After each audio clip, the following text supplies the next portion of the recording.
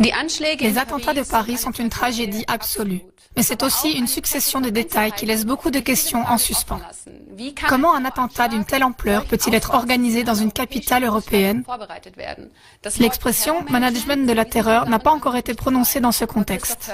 Mais Christoph Hörstel, ancien correspondant de presse en Afghanistan de la première chaîne allemande, nous explique ce terme et fait quelques déclarations brûlantes sur les prétendus attentats de Paris. Monsieur Hörstel, le terrorisme est maintenant arrivé jusqu'en Europe. Après ce qui s'est passé en France, on n'arrête pas d'entendre d'autres histoires provenant d'Allemagne, de Belgique et de partout. Je pense aussi que les gens ont peur, ou bien on leur suggère d'avoir peur. Est-ce un hasard? Non, bien sûr, ce n'est pas un hasard. Évidemment, cela a été préparé. Aussi, ce qui nous est rapporté par les médias de masse et qui n'est pas fidèle à la vérité, ça non plus, ce n'est pas un hasard. C'est pourquoi nous avons déjà entendu, il y a 1 an ou il y a 6 mois, que des combattants qui ont combattu en Syrie aux côtés d'Al-Qaïda, du front Al-Nusra et d'autres encore, allaient affluer pour ensuite probablement perpétrer des attentats terroristes selon leur ancienne manière de faire la guerre, des combats de rue, etc. Ça, c'est une chose. L'autre point doit bien sûr être observé sous un tout autre angle. À l'époque, en 2006-2007, en tant que conférencier au Centre des forces dirigeantes de l'armée, j'avais choisi pour le cours de sciences sociales l'Afghanistan. En tant qu'expert du pays, j'avais instruit les forces dirigeantes des troupes de combat allemandes sur la façon de se comporter en Afghanistan et pour ce cours, j'avais alors utilisé l'expression « management de la terreur ». Et c'est exactement ce qui se passe ici. Les gouvernements mentent, tous les gouvernements de l'OTAN. Ils ne mènent pas un combat contre le terrorisme, mais ils pratiquent eux-mêmes le management de la terreur. Les personnes qui sont mises en scène, qui perpètrent les attentats, sont dans 95% des cas très bien connus des services de sécurité. D'où est-ce que les services de sécurité les connaissent? On entend tout le temps dire que les services secrets sont exactement au courant de ces prétendus terroristes. Mais c'est bien normal que les services secrets surveillent les terroristes présumés. Par conséquent, ils savent où ils se trouvent. N'est-ce pas normal? Alors tous ceux qui ont fait la surveillance jusqu'à maintenant devraient être virés, par exemple dans le cas de Paris, parce que visiblement ils n'ont pas eu beaucoup de succès avec leur surveillance. Oui, mais que devons-nous faire? Ce n'est pas parce que quelqu'un est un terroriste présumé qu'on doit aussitôt l'enfermer. Sinon, il y aurait de nouveau de grands cris. Et d'où sortent-ils ces informations? La surveillance de ces cercles est sans faille.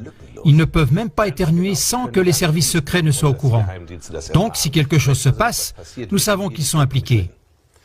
Et le problème, c'est que nous savons aujourd'hui que l'État islamique, AIES, ISIS, EI, peu importe quelle abréviation on leur donne, on ne pourrait pas les imaginer sans la CIA, qui a commencé à entraîner des parties importantes de ses troupes en Jordanie il y a quelques années. Et ce qui se passe maintenant, c'est qu'ils arrivent ici en Europe parce que les managers le veulent ainsi.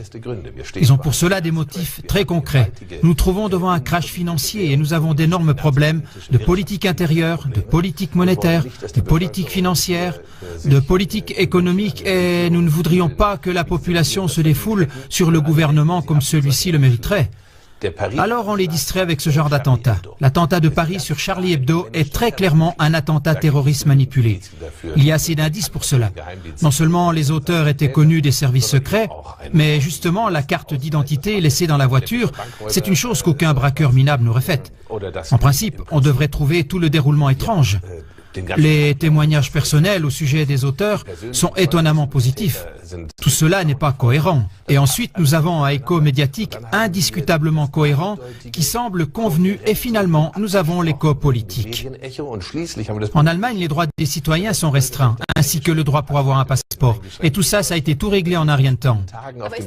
Mais ça, c'est peut-être quand même nécessaire. Je veux dire... C'est nécessaire. Si on veut avoir les terroristes sous contrôle, vous dites qu'il y a une surveillance sans faille. Par conséquent, on aurait déjà pu tout maîtriser au préalable, dans le cas de Paris.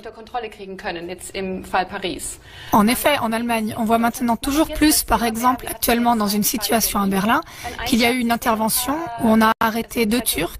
On a aussi une intervention à Wolfsburg, ce qui veut dire qu'on voit quand même que nos forces de police sont en alerte antiterroriste.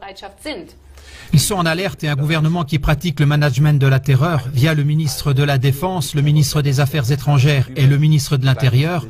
Ce sont ces trois qui, dans tous les pays de l'OTAN, sont coupables et devraient être mis en prison.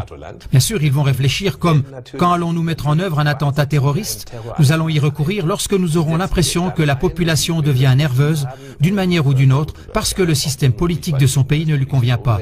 Ils le mettront en œuvre lorsqu'ils auront l'impression qu'ils en ont besoin, parce qu'ils n'arriveront pas à faire passer certaines restrictions des droits civiques ou des lois hostiles à la démocratie. Donc encore plus de surveillance, etc. ou d'autres choses semblables, comme par exemple la loi sur les passeports qui a été adoptée. Par exemple, ce sont exactement ces points-là. Lorsque le gouvernement a le sentiment « Ah, nous arriverons à faire passer la loi sans attentat terroriste », bon, on va quand même arrêter quelques personnes, parce que ce sont peut-être des cercles qui sont contrôlés, mais ils sont quand même peut-être capables de se débrouiller tout seuls. Donc, le management de la terreur est un business très compliqué. On connaît cet exemple dans le cas de la NSA, où les services secrets intérieurs, les services de la sécurité et du territoire avaient de toute évidence comme habitude de coopérer avec un groupe de tueurs d'extrême droite. Et ça, c'est de ces problèmes qu'il s'agit là. Si on regarde où cela nous mène à l'avenir, on a juste besoin de regarder quelles sont les données générales. Si on a une crise, alors le gouvernement s'assure qu'elle garde la population dans la confusion par ce genre d'attentats orchestrés. Et ça, c'est en principe du point de vue du management. Les attentats autorisés, les personnes qui se promènent par là... Ce sont là quand même des accusations virulentes. Oui, c'est une accusation extrêmement virulente. Il serait temps qu'elle se fasse entendre de plus en plus fort. Le sujet du management de la terreur, je l'ai enseigné à l'époque aux soldats et j'en ai aussi donné une définition. C'est justement l'instruction, l'armement, l'approvisionnement en données, le paiement, le personnel politique et aussi les mesures disciplinaires. Il y a des lancements de drones US au Yémen où les troupes d'Al-Qaïda qui réussissaient ne voulaient pas obéir. Alors justement, certaines de ces personnes qui n'ont pas voulu obéir aux ordres ont dû être éliminées, etc. C'est un business très violent, sanglant, et ça englobe des victimes humaines dans les populations innocentes de ces pays où cela se déroule, comme par exemple maintenant, justement à Paris. Est-ce que cela fonctionne ? Apparemment, cela fonctionne. Comme nous le voyons, l'attention de tout le monde est détournée. Le président français Hollande, qui est absolument impopulaire et qui était à 13%, a connu d'un coup une augmentation de sa popularité qui est passée à 29%. On se trouve en plein dans un vol à hauteur de billions par la mafia financière dirigée par la Banque centrale européenne pour acheter à grande échelle des papiers sans valeur, de façon à ce que la Suisse fuit l'euro avec effroi. Et ainsi entraîne tout le navire à chavirer. Et ça, on doit bien sûr absolument le détourner. On ne peut pas laisser les gens venir à l'idée de vouloir tout d'un coup s'attaquer à la mafia financière. Ce serait vraiment déplacé. C'est pour cela qu'on a besoin d'une attaque terroriste. Merci beaucoup, Monsieur Hostel. Est-ce donc juste une diversion ou un terrorisme aux motivations vraiment religieuses?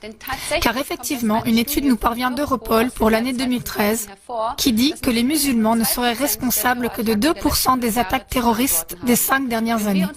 Et si on regarde l'année 2013 de plus près, on voit 152 attaques terroristes dont seulement 2 avaient des motifs religieux et 84 des motivations nationalistes ou séparatistes.